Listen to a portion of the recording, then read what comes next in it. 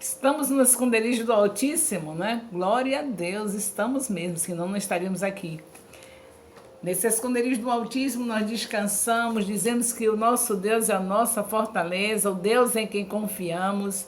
Ele nos livra do laço do passarinheiro e da peste perniciosa, nos cobre com as suas penas e debaixo das suas asas nós estamos seguros. Sua verdade é escudo e broquel, nós não tememos os terrores da noite, nem a seta que voa de dia, nem a peste que anda na escuridão, nem mortandade que assola ao meio-dia. 1.000 poderão cair ao nosso lado, 10.000 à nossa direita. Nós não seremos atingidos, porque aos seus anjos o Senhor já deu ordem ao nosso respeito para nos guardar em todos os nossos caminhos. Eles nos sustentam com as suas mãos, para que nós não tropecemos com nossos pés em pedra. Pisamos o leão e a áspide, calcamos aos pés o filho do leão e a serpente, porque nós temos amado o Senhor e tem nos colocado num alto refúgio, porque nós conhecemos o seu nome e quando nós lhe invocamos, ele nos responde. Ele nos dá abundância de dias e nos mostra a sua salvação. Aleluia! Bendito seja o nome do Senhor pela fidelidade de vocês. Já estamos aqui no Instagram, graças a Deus, para continuarmos com o nosso estudo sobre o primeiro livro de Samuel. Alguns que estão aqui comigo no Instagram estiveram comigo também no Face ao meio-dia. Obrigada pela confiança, acreditar que Deus realmente quer me usar. Eu sei que vocês são homens e mulheres de Deus, estão aqui me seguindo não por causa de mim, mas por causa desse Deus maravilhoso, que tem um amor incondicional e que pega o que não é e faz ser. Eu sou esse não é e que ele está fazendo ser. Ser o quê? Alguém que transmite a sua palavra. Tem honra melhor do que essa? Tem algo mais maravilhoso do que a gente poder ser usado pelo Senhor para trazer a palavra dele? É maravilhoso estar com vocês. Já temos a Ivone, o Osmar, a Paula, a Diambupe, nossa missionária. E aqui nós vamos ler, fazer uma leitura. A gente não está muito acostumadinho com leitura, mas leituras aqui, né? Mas vamos fazer uma leitura para sentir assim, aquela inspiração maior. Quando a gente pega a palavra de Deus que lê, é tremendo, né? Maravilhoso. Então, capítulo 4 do primeiro livro de Samuel. Eu falei com vocês no Face, no capítulo 1, no capítulo 2, capítulo 3, passando assim de leve, e agora vamos continuar o capítulo 4. E veio a palavra de Samuel a todo Israel, e Israel saiu ao encontro, a peleja aos filisteus, e se acamparam junto a Ebenezer, e os filisteus se acamparam junto a Afec. E os filisteus se dispuseram em ordem de batalha para sair ao encontro a Israel. E estendendo-se a peleja, Israel foi ferido diante dos filisteus, porque feriram na batalha no campo uns 4.000 homens de Israel foram feridos. E tornando o povo ao arraial, disseram aos anciãos de Israel: por que nos feriu o Senhor hoje diante dos filisteus? Ainda perguntam, né? É o costume nosso, a gente comete nossas coisas erradas e depois, por que Deus está fazendo isso comigo? Não é assim que a gente faz? A gente nem olha, nem procura fazer o que Jesus ensinou. Examine-se a si mesmo. A gente não se examina e já qualquer situação que vem na nossa vida, a gente pergunta, por que Deus está fazendo isso comigo? Pois é assim que Israel estava fazendo. Não vamos copiar Israel. Nós estamos vendo os erros de Israel como aviso para nossas vidas, para nós não fazermos as mesmas coisas. Olha a pergunta deles, por que Deus feriu hoje o Senhor diante dos filisteus? Por que Deus fez isso? Tragamos de Siló a arca do concerto do Senhor e venha no meio de nós para que nos livre da mão dos nossos inimigos. Agora veja a atitude que eles tomam. Eles viram que foram feridos, Então, a pessoa fica cega. Quando começa a se inclinar para a carnalidade, para dar valor mais às coisas materiais do que espiritual, começa a idolatria do coração, porque tudo isso é idolatria no coração. Não é porque tem um ídolo pendurado na parede, não. É um ídolo que está dentro de nós. Então a gente fica ceguinho. Ainda deixar perguntar por que Deus tinha ferido eles diante dos filisteus. E agora, em vez de se examinar e se arrepender, não. Sabe o que fizeram? Pegaram a arca. Vamos ver a continuação do estudo. Você não pode, como eu já disse, falando lá no Face, mostrando, você não pode colocar uma maçã saudável em cima de uma maçã podre. Vai apodrecer a outra que você colocou em cima. Então, ele não poderia fazer uma pergunta dessa a Deus. Ao contrário, deveria confessar o pecado. E não poderia, de maneira nenhuma, levar a arca para ter a vitória, porque é como se você colocar uma maçã saudável em cima de outra podre. Só que a arca do Senhor não ia apodrecer, mas ia dar resultados danosos, resultados desastrosos na vida deles pelo fato de desvalorizar a presença do Senhor. Eles se sentiam os tais, porque tinha uma arca nas mãos, onde Deus se fazia presente através da arca. Só que o nosso Deus ali era apenas simbólico. Deus não é limitado em uma caixa de madeira, por mais sofisticada que ela seja. Deus é eterno, Deus é grande, é poderoso, é o Senhor do universo. Mas eles ainda não entendiam isso. Ali era uma maneira deles estarem simbolizando a presença de Deus ali.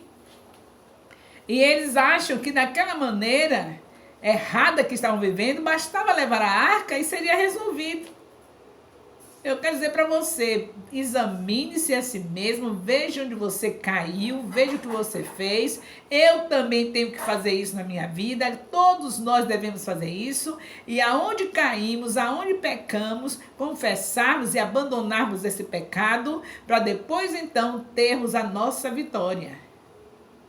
Nós já temos uma vitória garantida em Cristo Jesus, mas é desse jeito, confessando. Deus não trabalha em cima de pecado. Ele trabalha contra o pecado, para você largar o pecado. Você não pode, eu estou assim, desse jeito, porque nunca mais eu fui ao culto. Aí eu vou para o culto, que é para poder Deus não deixar que eu passe a situação, não estou indo no culto. Não é isso, não. Pecado maior do que o culto você está cometendo aí. Quando você está deixando de ir ao culto, já tem outras coisas. Então vai ver lá onde está a raiz. Aí você pega, vai para o culto para resolver a sua situação. Deus, tu sabes que eu estava faltando os cultos, só ia de mês em mês, e aí estava acontecendo essas coisas ruins na minha vida, e agora eu vou ao culto. É isso que você tem que fazer? Não, vê o que foi que causou a sua ausência no culto. Com certeza, um ídolo no coração.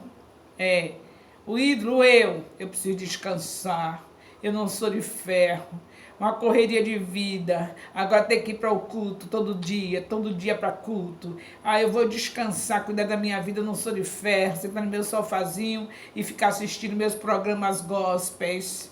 Veja onde você caiu, foi aí, quando você achou que estava muito cansativo frequentar os cultos a semana toda. Aí agora você, sem confessar o que causou isso, que é você ter se idolatrado, porque Deus diz que renova as forças do cansado e da energia aquele que não tem mais nenhum vigor. E ainda agradeça ao Senhor que você tem um trabalho, que você tem um emprego. Então não abandone o Senhor porque está cansado. Ele diz que renova. Não é para você deixar de ir aos cultos porque está cansado. O Senhor diz que renova as forças do cansado. E agradeça a Deus de você ter um trabalho, ter um emprego para ficar cansado. Porque o homem é para trabalhar mesmo. É para trabalhar o homem e a mulher. A mulher tem sua casa, seus deveres, como aquela ajudadora. E o homem, para prover o alimento, o sustento da família, tem que trabalhar mesmo. Então, não tem nada de alegar o cansaço, nem a mulher, porque trabalhou o dia inteiro. Deus sabe, estou cansada. E aí, o homem, a mesma coisa, chega cansado e abandona a casa de Deus, como diz o Senhor em Hebreus, capítulo 10, versículo 25, que não é para se afastar da congregação. Então, você está com o pecado de ter se afastado. Agora você pensa que somente ter se afastado, mas tem a causa pela qual você se afastou, que foi porque estava se achando muito cansado, muito cansada, tinha atividade demais, como é que eu vou para o culto? Ah, basta um culto no domingo, tá bom demais. Então, aí começou a acontecer uns danos na sua vida e você atribuiu a sua desobediência em Hebreus 10, 25. Aí sim, a desobediência aí, se afastar. E agora, a outra parte, o motivo pelo qual, porque estava cansado, não foi? Então confessa a Deus que você deixou de ir à casa de Deus, que estava se achando cansado. Diga que reconhece que a palavra dele é verdade. Quando o Senhor diz que não é para faltar os cultos, não é para se afastar da congregação, fala tudo para ele, para que você possa tornar-se, renovar espiritualmente e ser purificado desse pecado, porque Deus é santo, santo, santo. Então aqui é o caso, é mais uma lição que estamos recebendo aqui, é o caso dos israelitas. O pecado deles, como vocês estão vendo, um caos total, se afastaram de Deus. O sumo sacerdote estava nessa situação que vocês que estavam comigo no Face há meia hora atrás, sabem muito bem a situação do sacerdote, o sumo sacerdote. Então estavam arrasos. Se o sumo sacerdote estava daquele jeito, imagine a nação inteira. Aí agora vem Deus, toda vez que Israel estava em desobediência, Deus deixava os inimigos vencerem. Não dava providência a favor de Israel. Aí vem os filisteus, vencem eles. Agora o que eles vão fazer? Em vez de se humilharem, pedirem perdão, não. Vai pegar a arca. Que condição espiritual estava Israel para estar levando a arca na frente para vencer guerra? A arca só tinha validade se eles estivessem bem com Deus. Então, vamos aprender? Nós estamos conhecendo o Senhor. Estão lembrando que o foco é esse? Conheçamos e prossigamos em conhecer ao Senhor. Oséias 6, versículo 3. Já está conhecendo o seu Deus? Ele é um Deus perdoador. Ele é um Deus que tem um amor infinito, um amor incomparável, um amor incondicional. 1000 vezes que você pecar e se arrepender de verdade, ele vai te perdoar. Não é você pegar o nome dele e usar com a vida suja. Que é isso que Israel está fazendo aqui. É como se tivesse pegado... É mesmo que você querer expulsar um demônio cheio de pecado sem confessar e aí usar o nome de Jesus com essa vida suja. Não vai resolver nada. A coisa que Israel está fazendo é isso. Todo errado, pecando, e agora vai levar a arca. Olha para aí, brincar com a presença de Deus. Vamos continuar. Nós estamos no capítulo 4 do primeiro livro de Samuel. E aí, eles, tomando o povo ao arraial, disseram aos anciãos de Israel: por que nos feriu o Senhor? Olha, questionamento. Enviou, pois, o povo a Siló e trouxeram de lá a arca do concerto.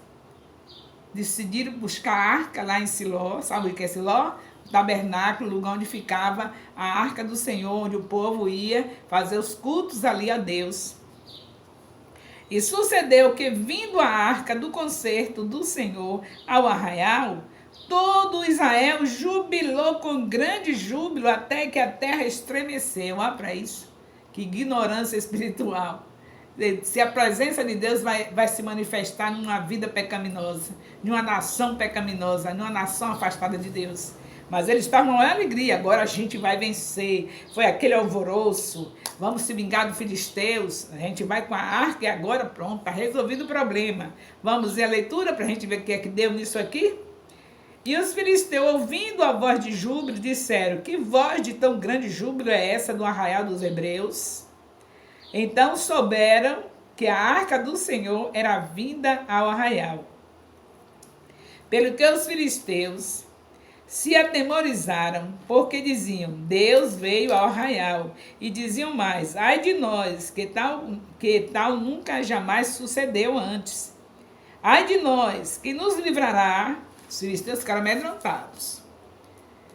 E aí eles disseram: esforçai-vos e sede homens, ó filisteus, para que, porventura, não venhais a servir aos hebreus, como eles serviram a vós. Sede, pois, homens, Sede, pois, homens e pelejai. Ó, em vez de amedrontou, depois eles se refizeram e disseram, agora a gente vai lutar com mais eficácia. Vamos lutar com mais coragem. Sede homens, tá vendo vocês? Agora, se fosse mesmo confessar do pecado, ia acontecer isso? Não ia acontecer. Eles estão querendo brincar de Deus, queriam brincar de Deus.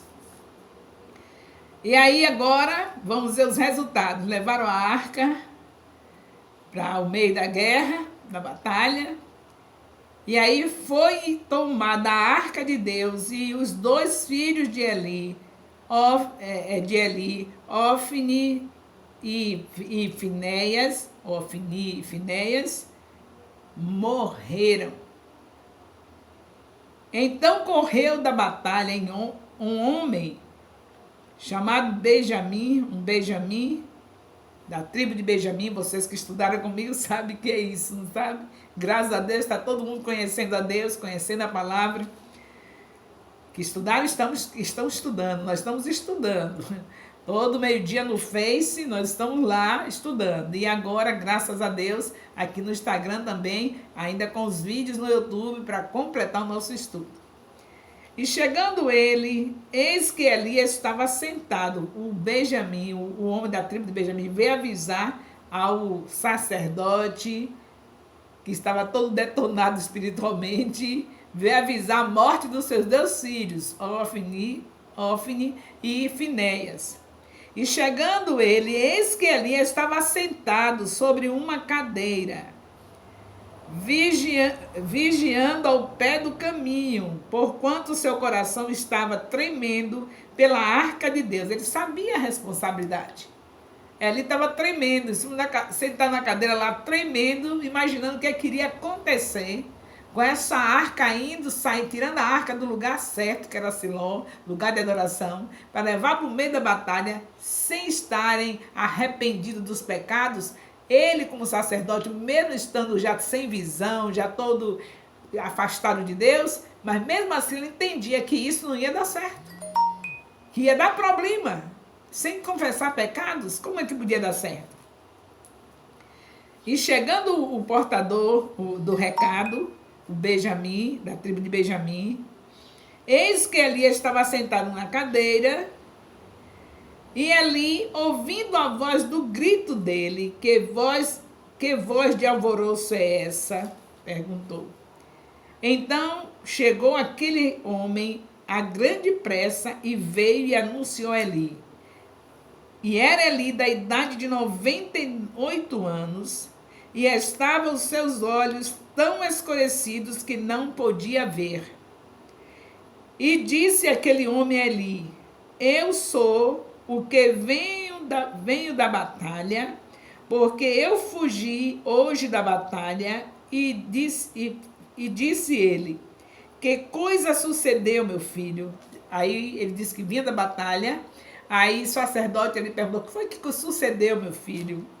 Então respondeu o homem que trazia a nova, essa notícia. Israel fugiu de diante dos filisteus, olha aí o recado. E houve também grande destroço entre o povo. E demais disto, também teus 2 filhos, Ofni e Finéias, morreram, e a arca de Deus é tomada. Vejam que situação. É um caos em Israel, não é? Em nome de Jesus, aprendamos com os erros de Israel, porque a igreja precisa mudar a história. Nós precisamos confessar pecados. Esse é um tempo de nós estarmos humilhando, orando, buscando a face de Deus, nos arrependendo dos nossos maus caminhos, porque não vamos vencer uma batalha dessa que estamos enfrentando simplesmente colocando um erro sobre outro erro. Não pode, de jeito nenhum. Nós estamos bem, estamos dentro de nossas casas, orando, buscando a Deus. É um erro. As orações não são ouvidas. O Senhor diz na sua palavra que a gente ora e que os nossos pecados impedem o Senhor nos ouvir. Está escrito pelo profeta Isaías. Então é um erro. Você já sabe disso. Deus já deixou escrito lá em Isaías. Está zombando de Deus, é? Como é que você viu uma situação dessa, onde a igreja ficou dispersa, não fez o papel que está escrito em Mateus 21:13, que o Senhor diz que a casa dele é chamada casa de oração. Qual é o nosso objetivo agora? É dizer, Senhor, me perdoe, porque eu não reconheci o papel da igreja, não vivi o que a igreja deve viver, que é uma vida de oração. E agora, Deus, o mundo está nesse caos, o Senhor não mente, o Senhor disse que se a gente se humilhasse diante do Senhor, tivesse vida de oração, que o Senhor sarava a terra. Se a terra chegou em um caos desse, é por causa dos meus pecados, é por causa da minha vida de brincar de Deus, é por causa da minha vida de brincar de religião. Quando o Senhor não tem nenhuma religião, o Senhor tem filhos. E eu perdi a minha identidade, virei uma religiosa, virei um religioso. Ó Pai, em nome de Jesus, me ajuda a tomar posse hoje, agora, na minha identidade de filho e saber que a tua casa não é clube, a tua casa é lugar de oração. Confessemos os nossos pecados. Não adianta a gente querer colocar uma arquinha. Hoje, graças a Deus, não depende disso. Depende do nome de Jesus. Onde ele estiver, é a nossa vitória.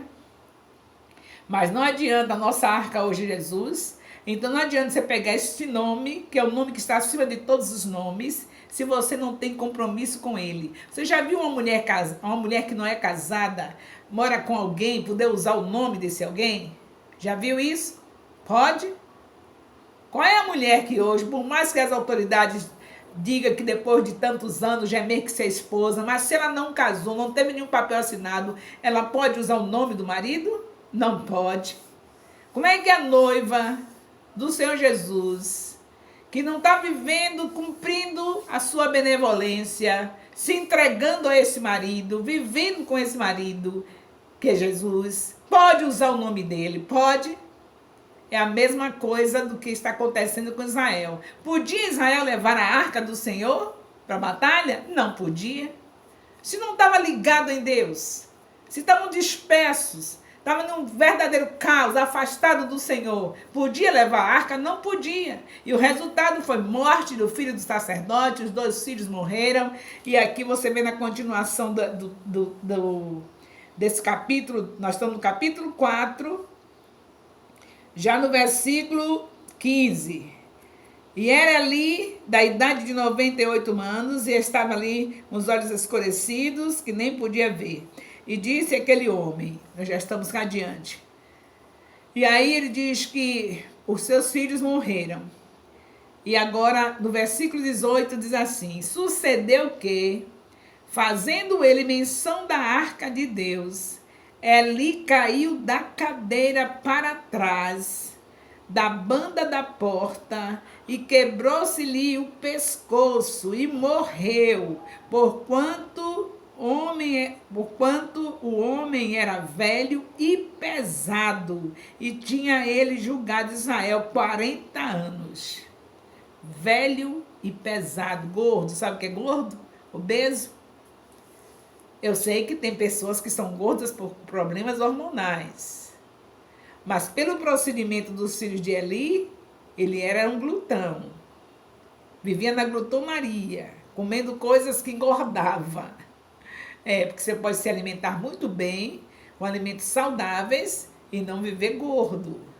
Não é para passar fome, é para comer, mas comer corretamente. E logo quem? Israel, que Deus ensinou tudo que era bom para a saúde, toda a alimentação de Israel é uma alimentação escolhida por Deus. Por que esse sacerdote está assim obeso, hein? Que será muita gordura, não é? Quando o Senhor diz na sua palavra que a gordura era queimada e levada até aí na primeira aliança, a gordura era para ser queimada e colocada como incenso diante do Senhor. E ele devia comer muita gordura, hein? E resultado, esse homem morre, como está aqui no capítulo 4. Vamos ver agora o capítulo 5, continuando esse caos aqui de Israel. A gente tem que ver que é palavra de Deus, não é uma novelinha não, viu? Você não está assistindo uma novelinha para dizer assim, não quero continuar esse capítulo, não, está muito ruim. Aqui é palavra de Deus, então vamos prosseguir. Tá ruim? Tá, é ótimo para a gente se alertar. Isso é aviso para a minha vida e para a sua. Os filisteus, pois, tomaram a arca de Deus e trouxeram,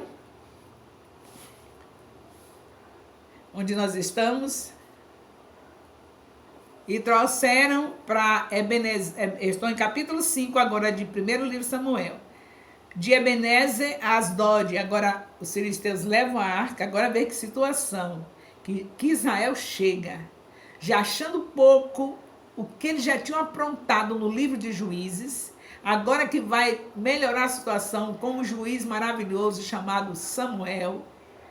Eles ainda estão nessa aprontação toda aqui. Os resultados dos pecados. Agora está a arca na mão do inimigo, dos inimigos, e a arca sendo levada para o lugar dos inimigos, uma coisa sagrada, a presença do Senhor. E tomaram eles, os filisteus, a arca de Deus e a meteram na casa de Dagom. Você lembra de Dagom? Lá na história de Sansão, lembra? Que Sansão estava segurando as pilastras do templo onde eles adoravam o rei Dagom, o deus Dagom. Pois agora estão levando a arca de Deus para onde estava Dagom. Veja que humilhação o nosso Senhor recebeu. Não foi humilhação somente quando Jesus veio aqui na terra, não. Deus é um amor incondicional mesmo.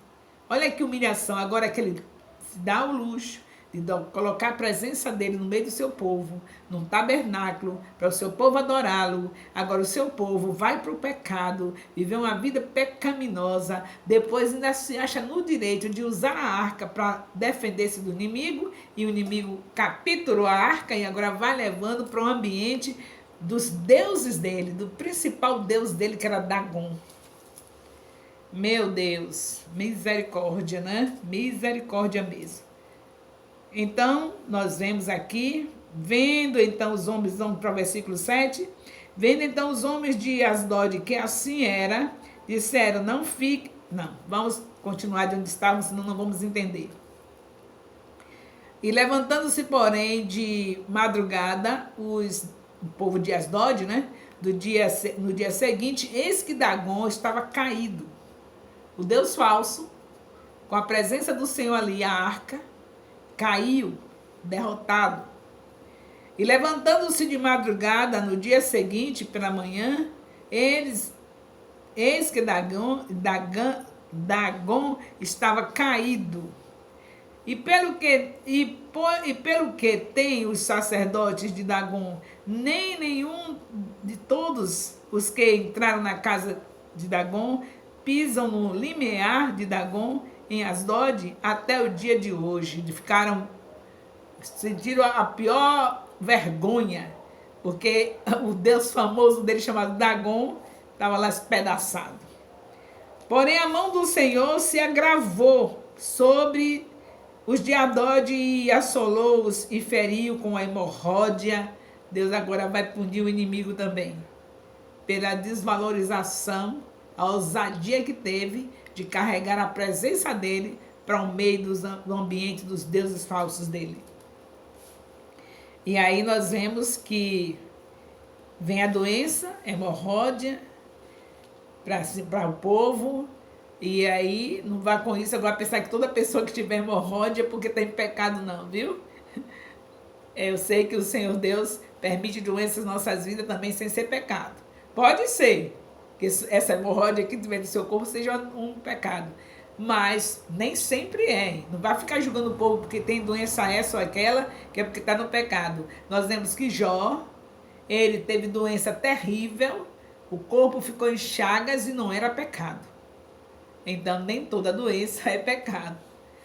Não vamos ficar nesta situação de estar julgando as pessoas. Bem, nós pulamos aqui uma parte do capítulo 4, falando da esposa, da nora de... É muito importante essa parte, nós pulamos. A nora de Eli, que morre também de parto. Quando chega a notícia que o sogro morre, Eli, Então a esposa de um dos filhos dele, não morreu os dois filhos? Aí a esposa que estava grávida de um dos filhos dele, morreu também de parto. Está vendo você? Que desastre na família do sacerdote?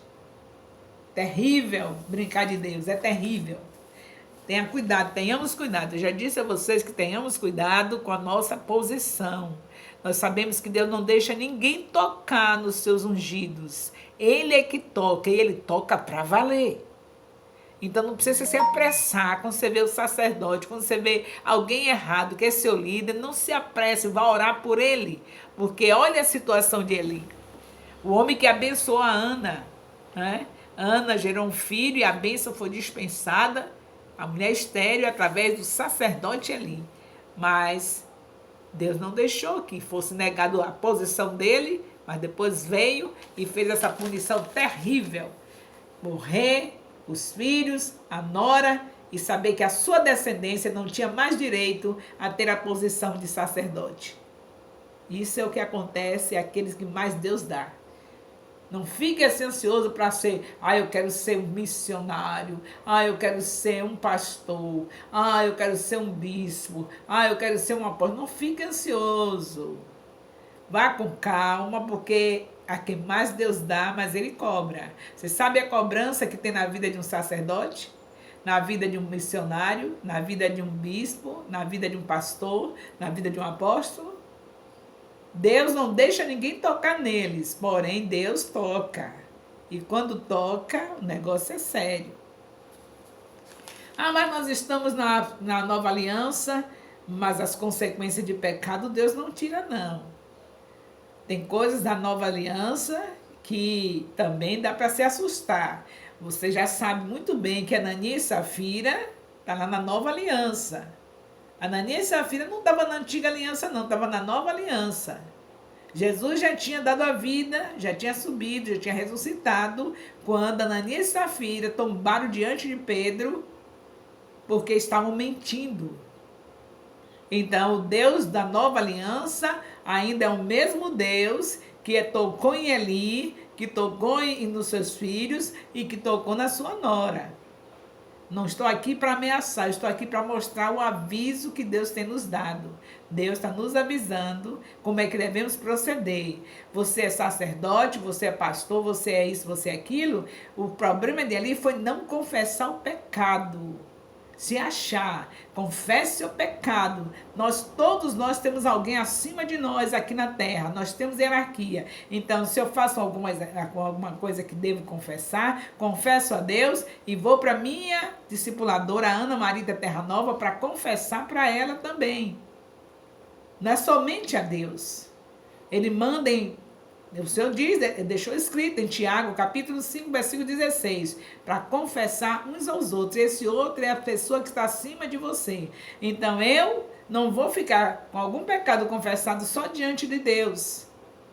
Eu tenho que confessar também a minha líder, que é a Ana Marita Terra Nova.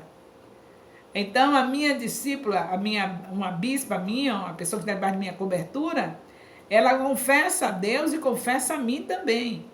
Uma pastora que está na minha cobertura, ela confessa a Deus e confessa a mim também. Uma missionária que está na minha cobertura, ela confessa a Deus e confessa a mim também. É desse jeito que o Senhor nos ensina.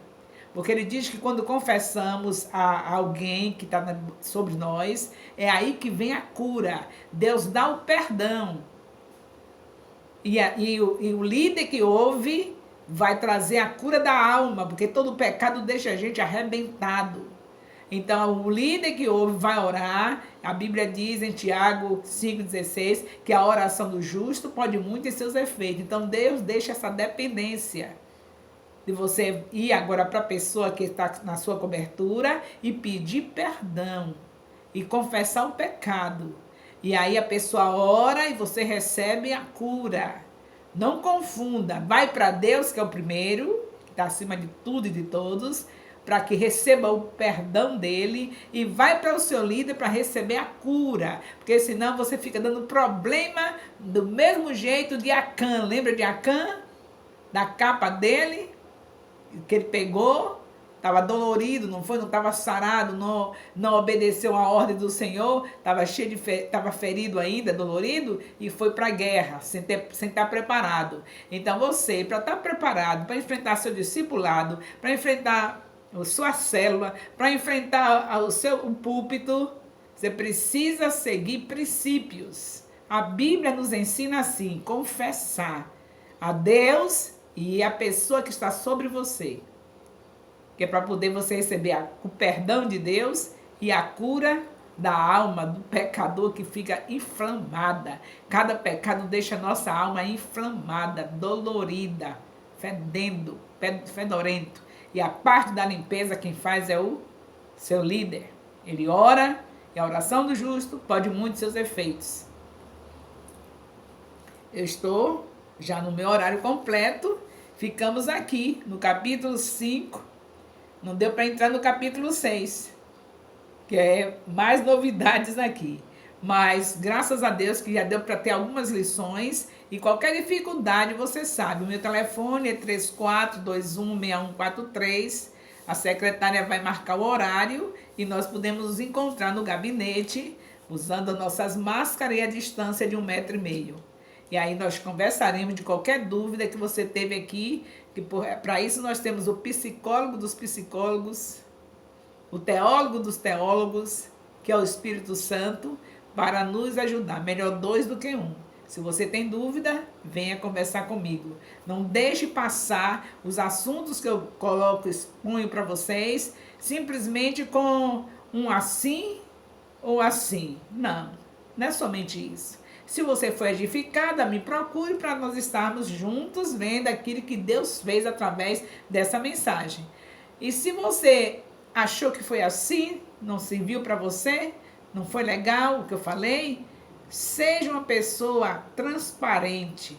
Venha até a mim e conversamos. Se a pessoa está localizada em algum lugar que não pode conversar comigo, hoje a facilidade tem o Zap, tem telefone, tem tudo aí à vontade para você dizer, não é somente fazer isso ou fazer assim. Se inscreva no meu canal, esteja comigo no YouTube e a gente vai ficar assim, muito bem abastecido. YouTube, Rai Santana Nascimento, aqui no Instagram, as lives às 13 horas todos os dias e no Facebook, live ao meio-dia.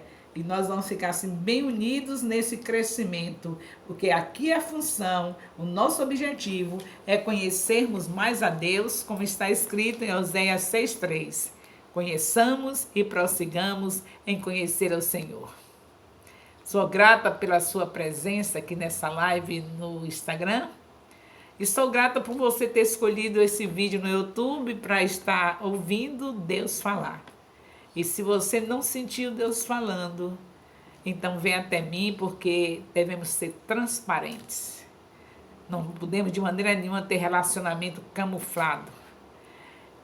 Para que eu cresça, é preciso que você seja sincero.